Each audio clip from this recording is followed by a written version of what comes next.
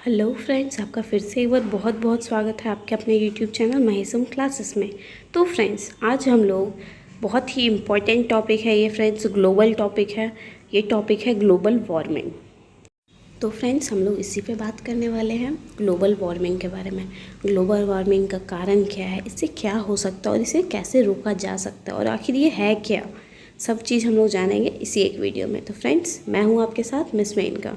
तो फ्रेंड्स, चलिए हम लोग जानते हैं। जानने से पहले फ्रेंड्स, अगर आप हमारे चैनल पर पहली बार विजिट कर रहे हैं तो प्लीज़ चैनल को सब्सक्राइब करें, क्योंकि ऐसे ही अलग अलग टॉपिक्स पे आपको हमारे चैनल पे रेगुलर वीडियोस मिलते ही रहते हैं। और क्लास 10-12 तक के स्टूडेंट्स के लिए हमेशा स्टडी मटेरियल्स भी प्रोवाइड कराए जाते हैं। और फ्रेंड्स, झारखंड एकेडमिक काउंसिल से रिलेटेड हर छोटी से छोटी और बड़ी से बड़ी अपडेट दी जाती है और आगे भी दी जाने की कोशिश करती ही रहेंगे। तो फ्रेंड्स, इसलिए चैनल को सब्सक्राइब करना ना भूलें अपने आप को रेगुलर अपडेट रखने के लिए। हेलो फ्रेंड्स, तो ये है फ्रेंड्स ग्लोबल वार्मिंग पे ऊपर सबसे पहले प्रस्तावना। तो प्रस्तावना में फ्रेंड्स आ गया, आज के इस युग में मनुष्य दिनों दिन कई तरह की नई तकनीकें विकसित करता आ रहा है। विकास के लिए मनुष्य कई तरह से प्रकृति के साथ खिलवाड़ कर रहा है, जिसकी वजह से प्रकृति के संतुलन को बनाए रखने में बहुत मुश्किलें हो रही है। इन सबों के कारण धरती को कई समस्याओं का सामना करना पड़ रहा है, जिसमें से ग्लोबल वार्मिंग एक बहुत ही भयंकर समस्या है। इसी के बारे में हम लोग बात कर रहे हैं फ्रेंड्स। ग्लोबल वार्मिंग हमारे देश के लिए नहीं बल्कि अपितु पूरे विश्व के लिए बहुत बड़ी समस्या है। सूरज की रोशनी को लगातार ग्रहण करते हुए हमारी पृथ्वी दिनों दिन गर्म होती जा रही है, जिससे वातावरण में कार्बन डाइऑक्साइड का स्तर बढ़ रहा है। इस समस्या से न केवल मनुष्य बल्कि धरती पर रहने वाले प्रत्येक प्राणी को नुकसान पहुंच रहा है। और इस समस्या को निपटाने के लिए प्रत्येक देश कुछ ना कुछ उपाय लगातार कर रहा है। मतलब फ्रेंड्स, ये जो समस्या है इसे निपटाने के लिए हर देश कुछ ना कुछ उपाय कर रहा है। और ये जो है फ्रेंड्स, इससे नुकसान सिर्फ हम इंसानों को ही नहीं, सभी जानवरों को भी होगा। जितने भी जीवित प्राणी हैं उन सभी को इनसे दिक्कत होगा। परंतु यह ग्लोबल वार्मिंग घटने की बजाय निरंतर बढ़ ही रहा है। मतलब फ्रेंड्स, इतना होने के बाद भी फिर भी ये ग्लोबल वार्मिंग दिन प्रतिदिन बढ़ता जा रहा है। इस समस्या से निपटने के लिए लोगों को इसका अर्थ, कारण और प्रभाव पता होना चाहिए, जिससे जल्द ही जल्द इसका समाधान पहुंचा जा सके। मतलब फ्रेंड्स, अगर इसका जल्द से जल्द हम लोग समाधान निकाल लेंगे तो हम लोग इसका कम कर सकें इसके प्रभाव को। हम लोग इसका अर्थ, काम का प्रभाव जान लेंगे तो इसके मुकाबला करने के लिए हमें सभी को एक साथ आना होगा चाहिए और धरती को जीवन बचाने के लिए इसका समाधान करना। मतलब फ्रेंड्स, इसका मुकाबला करने के लिए हम सभी जितने लोग हैं सभी को एक साथ आना पड़ेगा। तो फ्रेंड्स, ग्लोबल वार्मिंग को हिंदी में भूमंडलीय ऊष्मीकरण या ग्लोबल वार्मिंग भी कहते हैं। तो इसकी परिभाषा को हम लोग जानेंगे फ्रेंड्स। तो धरती के वातावरण में तापमान के लगातार हो रही विश्वव्यापी बढ़ोतरी को ग्लोबल वार्मिंग कहते हैं। ये परिभाषा हो गया फ्रेंड्स ग्लोबल वार्मिंग का। दूसरे शब्दों में हम लोग कह सकते हैं, जब वायुमंडल में कार्बन डाइऑक्साइड की मात्रा बढ़ जाती है तो वायुमंडल के तापमान में बढ़ोतरी हो जाता है। मतलब फ्रेंड्स, हमारा जो वायुमंडल है उसमें जब कार्बन डाइऑक्साइड की मात्रा बढ़ जाती है तो जो हमारा वायुमंडल है उसमें तापमान बढ़ जाता है। तापमान में हुए इस बदलाव को ही हम लोग ग्लोबल वार्मिंग कहते हैं। तो ये फ्रेंड्स था ग्लोबल वार्मिंग की परिभाषा। अब आते हैं फ्रेंड्स, हम लोग एक ग्लोबल वार्मिंग या भूमंडलीय ऊष्मीकरण का अर्थ क्या है। तो ग्लोबल वार्मिंग का अर्थ है पृथ्वी और वार्मिंग का अर्थ है गर्म। हम लोग जानते हैं फ्रेंड्स, ग्लोबल का मतलब यहाँ पे हो रहा है पृथ्वी और वार्मिंग का मतलब है अर्थ है गर्म। भूमंडलीय ऊष्मीकरण यानी ग्लोबल वार्मिंग का अर्थ पृथ्वी की निकटस्थ सतह, वायु और महासागरों के औसत तापमान से 20वीं शताब्दी से पहले से हो रही है वृद्धि और उसकी अनुमानिकता निरंतरता है। आसान शब्दों में समझे फ्रेंड्स, तो ग्लोबल वार्मिंग का अर्थ है पृथ्वी के तापमान में वृद्धि और इसके कारण मौसम में होने वाला परिवर्तन। मतलब फ्रेंड्स, हमेशा जो हमारा पृथ्वी है इसका जो तापमान है ये बहुत ज़्यादा बढ़ रहा है और इसके बढ़ने का परिवर्तन ही के कारण ही मौसम में परिवर्तन हो रहा है और इसी हम ग्लोबल वार्मिंग कहते हैं। पृथ्वी के तापमान में हो रही वृद्धि, इस वृद्धि जिसे 100 सालों के औसत तापमान पर 10 फ़ारेनहाइट आंका गया है के परिणाम स्वरूप बारिश के तरीकों में बदलाव हो रहा है। हिमखंडों और ग्लेशियरों के पिघलने, मतलब फ्रेंड्स हिमखंड यानी बर्फ़ के जो टुकड़े हैं और ग्लेशियर है वो सब पिघल रहे हैं, उससे क्या हो रहा है फ्रेंड्स, समुद्र के जल स्तरों में वृद्धि हो रही है। समुद्र का जो जल स्तर है वो बढ़ता जा रहा है और वनस्पति तथा जंतु जगत पर प्रभाव के रूप को सामने आ रहे हैं, उन पर भी प्रभाव पड़ रहे हैं जंतु और वनस्पतियों को। अब आता है फ्रेंड्स भूमंडलीय उष्मीकरण यानी ग्लोबल वार्मिंग के कारण क्या है। तो सबसे बड़ा कारण फ्रेंड्स इसका है ग्रीन हाउस गैस। तो ये क्या होता है फ्रेंड्स, ग्लोबल वार्मिंग के कारण होने वाले जलवायु परिवर्तन के लिए सबसे अधिक जिम्मेदार ग्रीन हाउस गैस है। मतलब फ्रेंड्स ग्लोबल वार्मिंग का सबसे बड़ा कारण यही ग्रीन हाउस गैस है। ग्रीन हाउस गैस वैसे गैस होते हैं जो सूर्य से मिल रही गर्मी को अपने अंदर सोख लेते हैं। मतलब फ्रेंड्स ये जो गैस होता है ये गैस अपने अंदर सूर्य से मिलने वाली रोशनी को सोख लेता है। ग्रीन हाउस गैसों में सबसे ज़्यादा महत्वपूर्ण गैस कार्बन डाइऑक्साइड है। ग्रीन हाउस जो गैस होता है इसमें सबसे ज़्यादा इंपॉर्टेंट फ्रेंड्स कार्बन डाइऑक्साइड होता है, जिससे हम जीवित प्राणी अपनी सांस के साथ उत्सर्जन करते हैं। मतलब फ्रेंड्स जिसे हम लोग जीवित प्राणी अपने सांस के साथ जिसे हम लोग छोड़ते हैं, उत्सर्जन करते हैं, उसे ही ये कार्बन डाइऑक्साइड कहते हैं। तो पर्यावरण वैज्ञानिकों के अनुसार पृथ्वी के वायुमंडल में कार्बन डाइऑक्साइड की मात्रा बढ़ रही है। मतलब फ्रेंड्स जो पर्यावरण के जो वैज्ञानिक हैं, साइंटिस्ट हैं, उनका कहना है कि पृथ्वी में कार्बन डाइऑक्साइड की मात्रा बढ़ती जा रही है। दूसरी ग्रीन हाउस गैस है नाइट्रोजन ऑक्साइड CFCs, क्लोरीन और ब्रोमाइड कंपाउंड आदि। ये सभी वातावरण के एक साथ मिल जाते हैं। मतलब फ्रेंड्स ये सारे वातावरण में एक साथ मिल जा रहे हैं और वातावरण के रेडियो एक्टिव संतुलन को बिगाड़ते हैं। मतलब ये सारे गैस जब आपस में मिल जाते हैं तो हमारा जो वातावरण का रेडियो एक्टिव संतुलन है ये बिगड़ता है। उसके पास गर्म विकिरीकरण को सोखने की क्षमता है, जिससे धरती की सतह गर्म होने लगती है। मतलब फ्रेंड्स ये जब गैस बन जाता है तो इससे क्या होता है, जो हमारी धरती की जो सतह है उस सतह की सतह को ये गैस अपने आप में सतह पर जाके सतह में गर्मी को सोख लेता है। और दूसरा सबसे बड़ा कारण है फ्रेंड्स प्रदूषण में क्या है फ्रेंड्स, वायुमंडल के तापमान में होने वाली लगातार वृद्धि के कारण प्रदूषण भी एक कारण है। प्रदूषण कई तरह का होता है। हम लोग जानते हैं फ्रेंड्स वायुमंडल में जो तापमान लगातार बढ़ रहा है इसका एक बहुत बड़ा कारण प्रदूषण भी है। प्रदूषण बहुत तरह के होते हैं फ्रेंड्स, वायु प्रदूषण, जल प्रदूषण, भूमि प्रदूषण, ध्वनि प्रदूषण और आदि बहुत सारे प्रदूषण होते हैं। प्रदूषण के कारण वायुमंडल में कई तरह की गैसें बनती जा रही है। प्रदूषण से ही क्या हो रहा है फ्रेंड्स, अलग अलग तरह की गैसें मिलती हैं और अलग गैस बना देती हैं। ये गैसें ही तापमान वृद्धि का मुख्य कारण, और ये गैसें ही जो होती हैं ये सारी गैसें तापमान की वृद्धि का सबसे बड़ा कारण है। और प्रदूषण इन गैसों को बनाने में मदद करता है।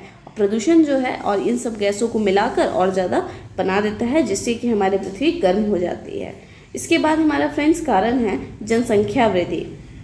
जनसंख्या वृद्धि भी वायुमंडल के तापमान में बढ़ाने में महत्वपूर्ण योगदान देती है। मतलब फ्रेंड्स जनसंख्या बढ़ने भी बहुत बड़ा रीज़न है हमारा ग्लोबल वार्मिंग का, क्योंकि यह एक रिपोर्ट के अनुसार ग्लोबल वार्मिंग में 90% योगदान मानव जनित कार्बन उत्सर्जन का है। मतलब फ्रेंड्स ये जो एक रिपोर्ट के अनुसार हम लोग का जो 90% ये जो ग्लोबल वार्मिंग में जो कार्बन उत्सर्जन होता है, कार्बन डाइऑक्साइड होता है, 90% हमारा मानव जनित है। यानी मानव के द्वारा जो उत्सर्जन किया जाता है, यानी हम लोग जो कार्बन छोड़ते हैं उसी के द्वारा ये 90% ग्लोबल वार्मिंग में है।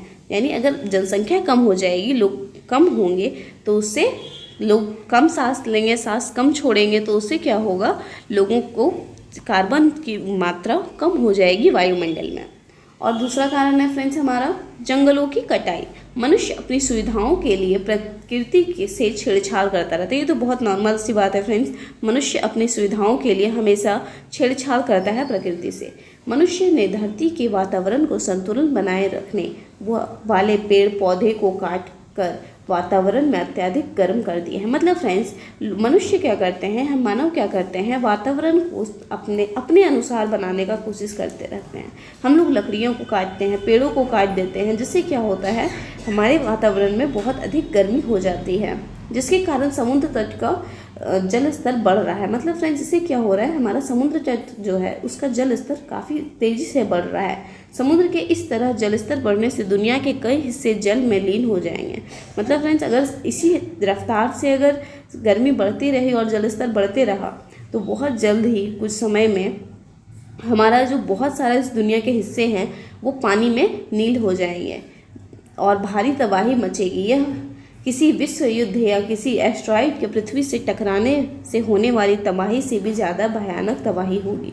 मतलब फ्रेंड्स, अगर ऐसा होता है तो ये इतना खतरनाक मंजर होगा कि अगर कोई, हम लोग कह सकते हैं कि अगर कोई विश्व युद्ध होता है तब जैसी स्थिति होती है, या फिर कोई एस्ट्रॉइड आकर पृथ्वी से टकरा जाता है तो जितना भयानक मंजर होता है उससे भी ज़्यादा खतरनाक हो सकता है। ये तबाही होगी, हमारी पृथ्वी के लिए बहुत हानिकारक है फ्रेंड्स। अब आता है फ्रेंड्स ओजोन परत में कमी आना। अंटार्कटिका में ओजोन परत में कमी आना भी ग्लोबल वार्मिंग का एक कारण है। CFC गैस के बढ़ने से ओजोन परत में कमी आ रही है। CFC गैस जो है फ्रेंड्स वो बढ़ता ही जा रहा है, उसके कारण ओजोन परत जो है वो कम होते जा रहा है, ओजोन परत का क्षय हो रहा है। ये ग्लोबल वार्मिंग का मानव जनित कारण है। ये जो है फ्रेंड्स हमारे द्वारा ही बनाया गया कारण है। CFC गैस का इस्तेमाल कई जगहों पर औद्योगिक तरल सफाई में, एरोसोल प्रणोदक की तरह और फ्रिज में होता है। इसके नियमित बढ़ने से ओजोन परत में कमी आती है। मतलब फ्रेंड्स, ये CFC गैस है, इसके नियमित बढ़ने से ओजोन परत में कमी आ जाती है। ओजोन परत का काम धरती को नुकसानदायक किरणों से बचाना है। मतलब फ्रेंड्स, ओजोन जो परत है उसका काम यही है कि जो सूरज की हानिकारक किरणें हैं उसे धरती से दूर रखना, यानी उसे हमारी पृथ्वी से बचाना। जबकि धरती की सतह की ग्लोबल वार्मिंग बढ़ना इस सतह का संकेत है कि ओजोन परत में क्षरण हो रहा है। मतलब फ्रेंड्स, धरती की सतह में जो ग्लोबल वार्मिंग बढ़ रहा है ये हम लोग को ये बता देता है कि ओजोन परत का क्षरण हो रहा है, यानी ओजोन परत धीरे धीरे कम हो रहा है। सूरज की हानिकारक अल्ट्रावायलेट किरणें, मतलब फ्रेंड्स, सूरज की जो किरणें होती हैं हम सभी जानते हैं हमारे लिए बहुत अच्छी होती है, लेकिन उनमें से ही कुछ किरणें होती है जो हमारे लिए नुकसानकारी होती है। जैसे अल्ट्रावायलेट किरणें, ये किरणें हमारे लिए काफ़ी नुकसानकारी होती है और ग्रीन हाउस गैसों के द्वारा उसे सोख लिया जाता है। मतलब फ्रेंड्स, ये जो अल्ट्रावायलेट किरणें होती है उन्हें ग्रीन हाउस गैस जो होते हैं ये उन्हें सोख लेते हैं, जिससे अंततः ग्लोबल वार्मिंग में बढ़ोतरी होती है।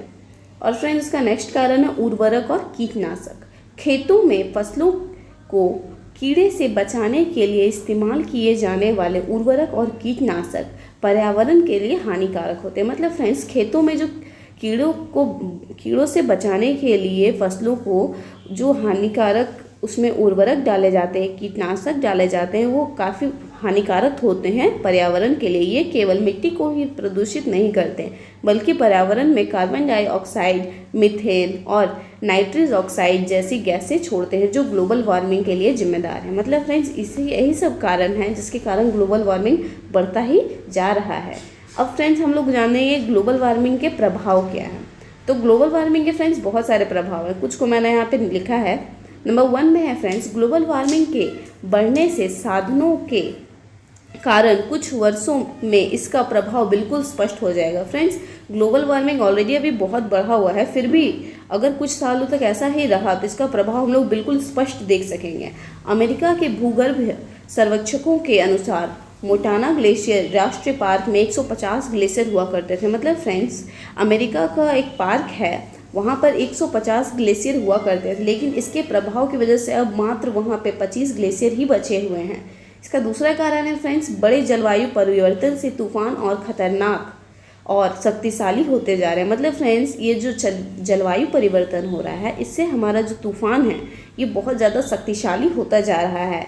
तापमान अंतर से ऊर्जा लेकर प्राकृतिक तूफान बहुत ज़्यादा शक्तिशाली होते जा रहे हैं। तापमान अंतर के कारण जो प्राकृतिक तूफान हैं ये ज़्यादा शक्तिशाली होते जा रहे हैं। 1985 के बाद से साल 2012 को सबसे गर्म साल के रूप में दर्ज किया गया है फ्रेंड्स, और साल 2003 के बाद 2013 को और 1880 के बाद सबसे गर्म साल के रूप में दर्ज किया गया है।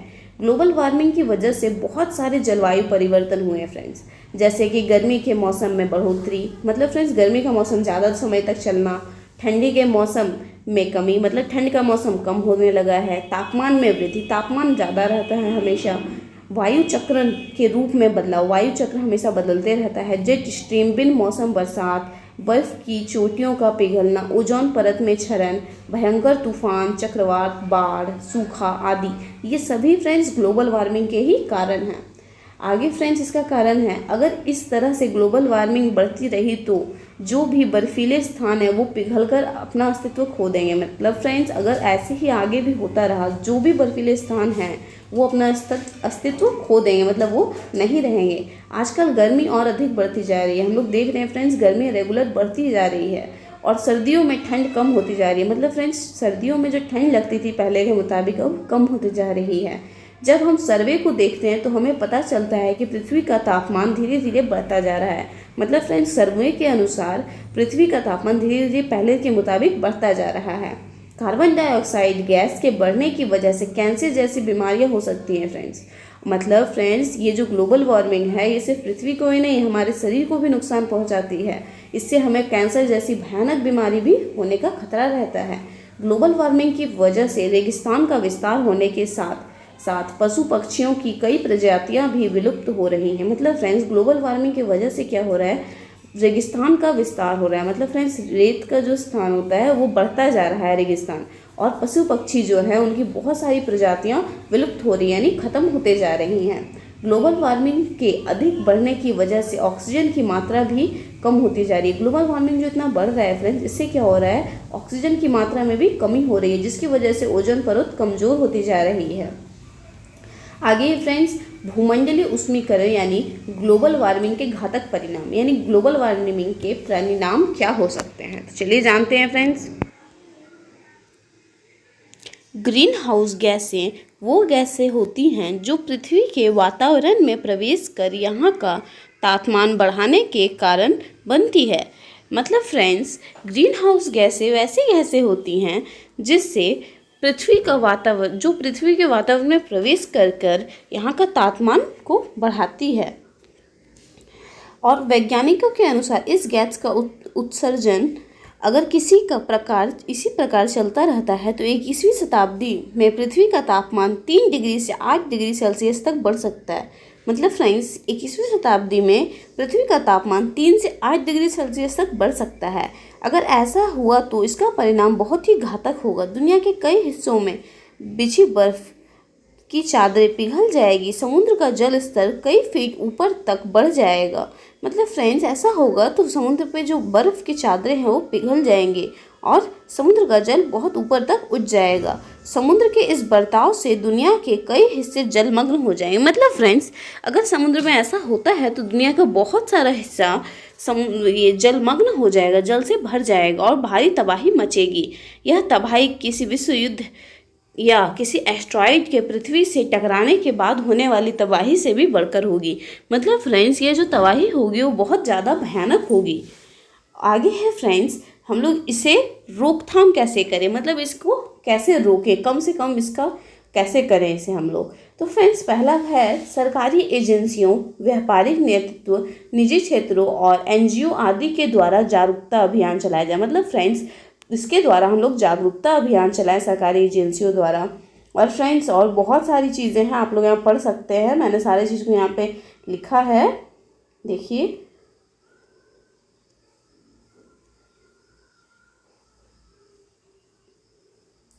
अब आगे है फ्रेंड्स भूमंडलीय उष्मीकरण या ग्लोबल वार्मिंग के प्रति जागरूकता लोगों में कैसे फैलाना है, ये कैसे करना है। ग्लोबल वार्मिंग की समस्या को गंभीरता से लेते हुए सभी देशों को एकजुट होकर कानून पारित करना चाहिए। मतलब फ्रेंड्स हमारा मानना है कि इस ग्लोबल वार्मिंग को खतरे को देखते हुए सभी लोगों को एक साथ मिलकर सभी राष्ट्रों को एक कानून पारित करना चाहिए। लोगों को इसके परिणाम से अवगत करवाने के लिए सेमिनार करवाना चाहिए ताकि सभी व्यक्ति इसके घातक परिणामों को जान सके और जागरूक हो सके। ये समस्या किसी एक की नहीं बल्कि उन सभी की है जो धरती पर सांस ले रहे हैं।